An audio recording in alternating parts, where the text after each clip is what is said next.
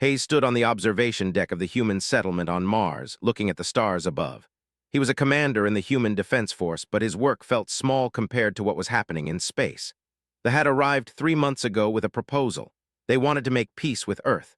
The Galactic Council had sent them. Earth was a young species, and they wanted to decide if humans were worth knowing.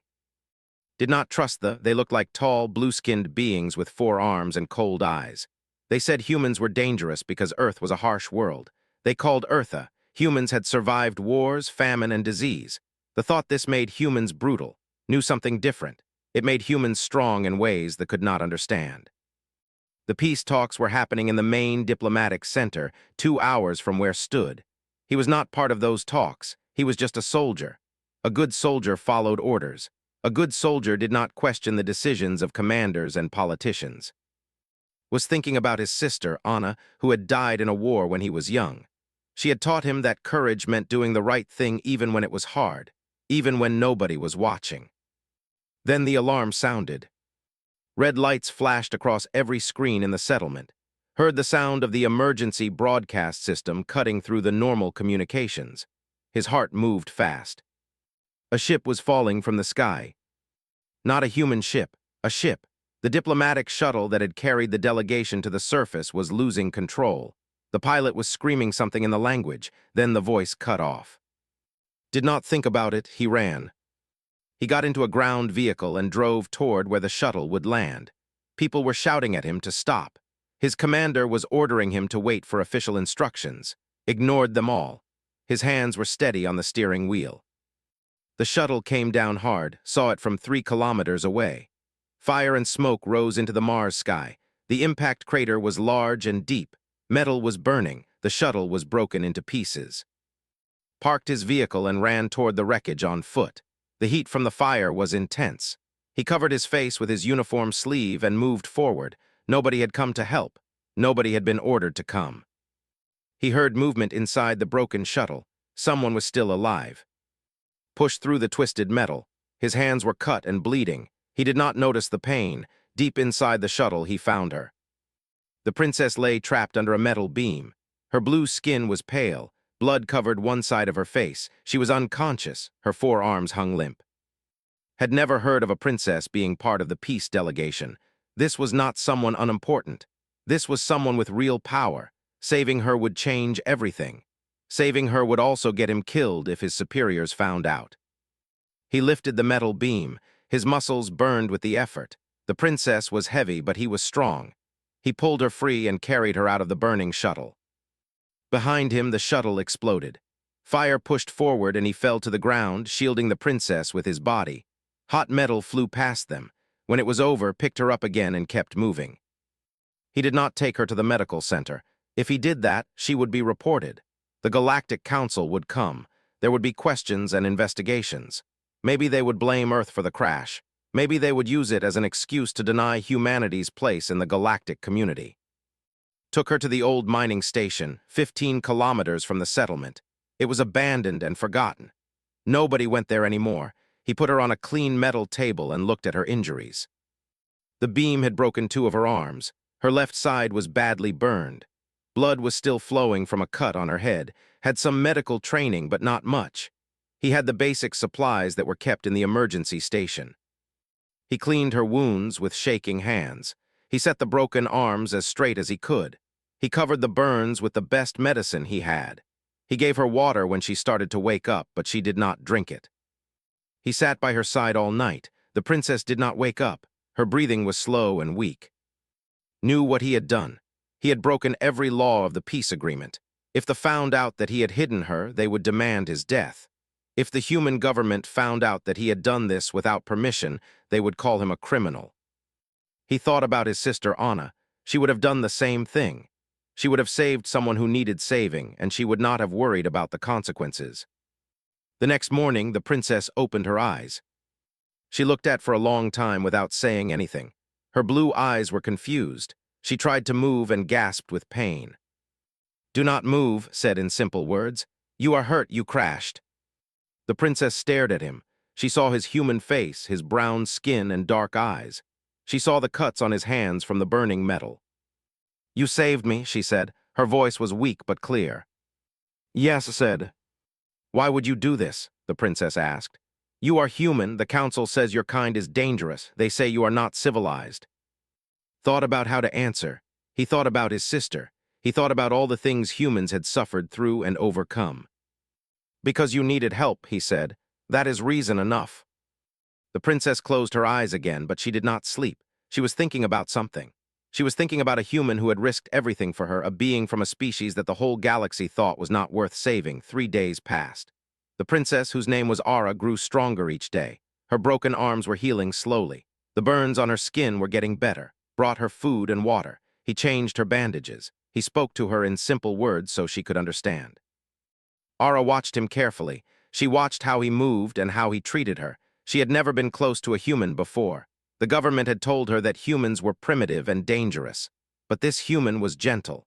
This human had risked his own life for hers. On the 4th day, Ara asked him questions. What is your name? She asked. Hayes, he said. Why did you save me? She asked again. She had asked this before, but she wanted to hear more. Sat down beside her. I had a sister, he said. Her name was Anna. She died in a war before I was old enough to save her. I have always thought about that. I have always thought that if I could help someone, I should do it. Ara listened. She said, in my empire, leaders do not take risks for others. They take risks to gain power. They take risks to win wars, but you took a risk for someone you did not know. Yes, said. That is why the shuttle crashed, Ara said suddenly. It was not an accident. Looked at her. What do you mean? There are enemies in my empire, Ara said. She spoke slowly because of the pain in her body. My father is the emperor. He wanted peace with humans. Other leaders did not want this. They thought Earth would become too powerful. They thought this peace would cost them influence. She paused and took a difficult breath. They sabotaged my shuttle, she continued. They wanted to kill me. If I died, my father would blame Earth. He would take the fleet and destroy your civilization. Then the enemies would have what they wanted. They would stop the peace agreement. Felt cold. Does anyone know you survived? No, Ara said. They think I am dead. They think their plan worked. Stood up and walked to the window of the mining station. Outside, Mars was empty and quiet. But on the other side of space, things were happening. The Empire thought the princess was dead. They were probably already telling the Emperor that humans had destroyed the shuttle. They were probably preparing for war. If they find out I am alive, Ara said, they will try again. They will use more force. They will find me. Then we do not tell anyone, said, not yet. Ara looked at him with surprise. You would hide me. You would put yourself in danger. Yes, said. Why, Ara asked. I am not your kind. I am not even your species. Thought about this? He thought about all the wars humans had fought. He thought about how hard it was to change the way people thought. He thought about how rare it was to find someone willing to take a chance on peace. Because you are worth saving, he said. Because your father wants peace and that matters. Because the people who sabotaged that shuttle need to be stopped. Ara said nothing for a long time. Then she said, you understand something about humans that we do not. We thought strength came from weapons and numbers and power. But you have a different kind of strength. What kind? Asked. The strength to care about someone even when you have nothing to gain, Ara said. The strength to do what is right instead of what is safe. She looked at her broken arms. She looked at the burns on her skin that had treated. She said, the council will never believe this. They will never believe that a human could be this way. Then we will have to show them, said. But he knew it would not be easy. He knew that hiding the princess was already dangerous. He knew that every day she stayed here, the danger grew. The saboteurs would be searching. The human government would be asking questions about the shuttle and was running out of supplies. On the 5th day, heard voices outside the mining station. He put his finger to his lips and told Ara to be quiet. He went to the window and looked out. A human patrol was searching the area. They were looking for the princess. For 2 weeks, moved Ara between safe places, an old factory, a warehouse near the edge of the city, a storage facility in the lower levels of the settlement. Each place was temporary. Each place was dangerous. Used his access codes to move through the settlement without drawing attention. He told people he was on patrol. He told them he was checking security systems. He told them small lies that added up to one big truth he was hiding. Ara's arms were healing. The burns were getting better. She was moving stronger each day. but the danger was also getting stronger. On the 15th day, someone discovered the truth. A junior officer named Carl worked in the communications department. He had been reviewing shuttle data when he noticed something wrong. The shuttle that had crashed belonged to the delegation. The crew had all been recorded as dead, but there was no body of the princess in the medical database. Carl thought about this for a long time. Then he did something that changed everything. He told another officer who told someone else. By the time heard about it, 5 people knew that the princess might be alive. Met with one of them, a woman named who worked in the supply department. She was old and had seen many wars and conflicts. She looked at with knowing eyes. "You have her," said. It was not a question. Did not answer. He did not need to. "They will execute you," said. "The government, the maybe both." "Yes," said. "Then why did you do it?" asked. "Because it was right," said. Smiled a little. "You are a fool, Hayes, but you are the right kind of fool." She told him that the other officers who knew about Aura wanted to help him. They did not want him to die for saving a life. They wanted to help keep her hidden until they could figure out what to do. But new hiding was not enough anymore.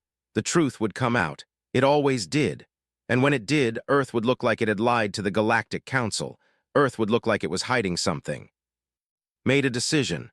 He told Aura that they had to go to the government and tell them everything. Aura did not want this at first. "They will use me," she said. "They will use me against my father. They will use this to gain power." "Maybe," said. "But if we hide and they find out, the war will come. If we tell them, there is a chance to stop it." "A small chance," Aura said. "Yes," said, "but it is the only one we have." They prepared themselves, took Aura to the governmental center. They walked in together. Aura was still weak, but she walked like royalty. She walked like someone who knew her own worth. The moment they entered, every alarm went off. Soldiers surrounded them with weapons drawn. Shouting filled the halls. Did not resist. He put his hands up and told Aura to do the same. They were taken to a holding cell, separate from each other, was alone with his thoughts. He thought about his sister Anna. He thought about what she would say if she could see him now. 3 hours later, a general came to see him. The general's name was, and he was one of the most powerful military leaders on Earth. He looked at with anger and confusion. "Do you understand what you have done?" asked. "Yes," said. "You have risked an entire planetary peace agreement," said. "You have hidden critical information. You have broken every law we have." "Yes," said. "Why should I not have you executed right now?" asked. Stood up. "Because I did the right thing. Because the princess was murdered by her own government. Because if you execute me without hearing her story, you will prove to the galaxy that humans are not worth knowing." His face was hard to read. "The princess is claiming that her own people sabotaged her shuttle to start a war with us." "Yes," said. "If that is true, then saving her makes sense," said. "If that is false, then you have committed treason." "I know," said. Left without another word, was alone again. 4 hours later, they came for him. They took him to a secure conference room. Aura was there, and she looked terrified, but she also looked determined. A group of officials sat across a table.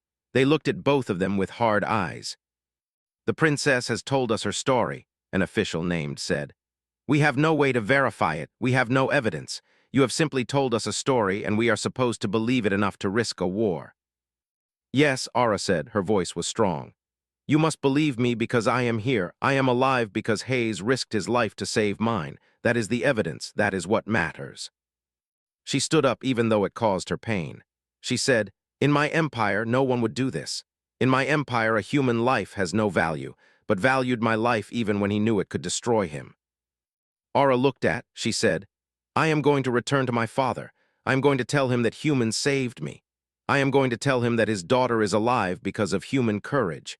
And I am going to tell every person in the Empire that you cannot judge a species by their technology. You must judge them by their hearts." Leaned back in his chair. He was thinking. Finally, he said, "If we do this, if we support your claim, we will have enemies in the Empire. We will have made this situation more complicated." "Yes," Aura said, "but you will have also made it honest." Walked into the room. He looked at and then at Aura. He said, The journey back to the Empire took 12 days. Aura traveled in a secure ship with human military protection, was not with her. He waited on Earth, waiting to learn his fate. But Ara had made a promise to herself. She would tell everyone his name. She would make sure that Hayes became known across the galaxy. When she arrived at the Empire, her father, the Emperor, was shocked. He had been told she was dead. He had been grieving. When he saw her alive, he wept. Ara told him everything. She told him about the sabotaged shuttle. She told him about Hayes and how he had risked his life to save hers. She told him about the human courage that the Galactic Council said did not exist. The Emperor was enraged. He ordered an investigation. He demanded to know which of his advisors had betrayed him. Within days, he had found them. The ones who had sabotaged the shuttle were arrested. But that was not enough for Ara. She demanded that her father do something more. She demanded that he recognize Earth and humanity in the Galactic Council. The Emperor said, "Daughter, I will do this for you. But there are others who will not like this decision. There are those who fear humanity. There are those who will fight to stop this." Ara said, "Then let them fight. I have seen what humanity is capable of. I have seen their strength, and I will not let the galaxy ignore it." The enemies of the peace agreement did not accept this. A faction of the military, those who wanted war with Earth, learned where Ara was staying. They came for her with weapons and soldiers. The human military escort was ready. Was not there, but he had trained these soldiers. He had taught them how humans fought. He had taught them that they could match if they used their minds as well as their weapons. The battle was fierce. Soldiers had 4 arms and advanced technology, but human soldiers had something else. They had something that could not be bought or built. They had the knowledge that they were fighting for something true. The first attack came from above. Fighters swept down and fired energy weapons. The humans took cover and fired back with precision. 3 fighters fell from the sky. On the ground, the battle was close and brutal. Soldiers were stronger than humans, but humans were faster and more clever. They used the terrain. They used strategy. They did not fight just to kill. They fought to survive. In the middle of the battle, Ara was watching from a secure building. She saw the humans fighting and dying. She saw them refusing to retreat. She understood then what had tried to tell her. She understood that this was why he had saved her. Because humans understood that some things were worth fighting for. Some things were worth dying for. The battle lasted 6 hours. By the end, the traitor soldiers were defeated. The faction that wanted war had failed. But the cost was high. 17 human soldiers died. Many more were injured. Ara went to the medical center where the wounded humans were being treated. She walked through the rows of injured soldiers and looked at their faces. She saw pain and exhaustion. She saw courage. She thought about who was not here but whose training had saved these people 6 months later, was still recovering from the investigation. The human government had cleared him of criminal charges, but he had been discharged from the military. They said it was for his own protection. They said there were still people who wanted him dead. Did not mind. He worked in the settlement's repair division, fixing equipment and machines. It was quiet work. It gave him time to think. One day, his superior officer came to him and said he had a visitor. Was not expecting anyone. The woman who walked in was tall and blue-skinned. She wore formal clothing that marked her as someone important. For a moment did not recognize her. Then he saw her eyes. It was Ara. She was fully healed now. Her arms were strong. The burns were gone from her skin. She looked like royalty, which is what she was. Ara said. He stood up, uncertain how to greet a princess. She said, and she smiled, "You look the same." "You look well," he said.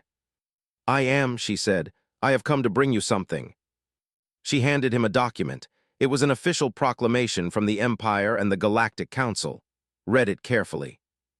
It was a formal recognition of humanity as a full member of the galactic community. It was signed by Ara's father, the Emperor. It was also signed by representatives of every major power in the galaxy. "This is because of you," Ara said. "I told them your name, I told them your story, I told every leader in the galaxy what you did." Looked up from the document, "What did you tell them?" "I told them that a human named Hayes risked his life to save mine when I was nobody to him," Ara said. "I told them that humans are not primitive. Humans are not dangerous because they are strong. Humans are strong because they care. That is something the galaxy had forgotten." She paused and continued. "I told them that when the saboteurs tried to kill me, humans fought to protect me. Not because they were ordered to, not because they would gain power or wealth. They fought because it was right." Felt his eyes become wet. He did not know what to say. "The galaxy has changed," Ara said, "because you changed it. One human, one choice. One moment when you decided that saving a life was more important than your own safety." She came closer to him. "I came across the stars to tell you this myself. I came because you deserve to hear it, and because I will never forget your name. I will never forget what being human means." Looked at the document again. It was real. Earth was no longer a young species trying to prove itself. Earth was recognized. Humanity had a place among the stars. "Thank you," he said quietly. "No," Ara said. "Thank you, Hayes. Thank you for showing the galaxy who humans really are." After she left, sat alone in the repair shop. He thought about his sister Anna. She had always told him that courage meant doing the right thing, even when nobody was watching. Now the whole galaxy was watching. Now they knew. Looked at the stars through the window. Somewhere out there, other humans were learning that Earth was no longer alone. Somewhere out there, children were being born who would grow up knowing that humanity had a place in the galaxy. All because one human had chosen to save a life. All because Hayes had risked everything. And the princess could never forget his name. "Lives," she said to the lead officer, whose name was Captain Frank. "Tell Hayes that his sacrifice was not in vain. Tell him that because of him, the galaxy will know what humanity really is. The princess, we will send her back to her father with a full military escort. We will tell him that we have proof his enemies tried to kill her, and we will tell him that a human saved her life." He turned to, "You will not be executed, but you will be investigated. That is the best I can do." Nodded. That was more than he had expected. Her, he thought about the consequences for Earth. He thought about what it would mean if he let her be found. He went back to Ara. She was watching him with her blue eyes, waiting to see what he would do. "We have to move," said. "It is not safe here anymore." Ara was still weak, but she nodded. She trusted him. She trusted this human who had saved her life. Helped her to her feet. They moved slowly toward the back of the mining station, where an old transport tunnel led underground. It was dark and empty. It was the only way out without being seen. As they walked into the darkness, knew that there was no going back. He had crossed a line that could not be uncrossed. Whatever happened next, his life would never be the same. She would not forget his name. She would not forget what he had done. Sat back in the chair and waited. Outside the old mining station, the wind blew across the empty Mars landscape. Nobody knew she was here. Nobody knew what had done. Everything was about to change, though he did not know it yet.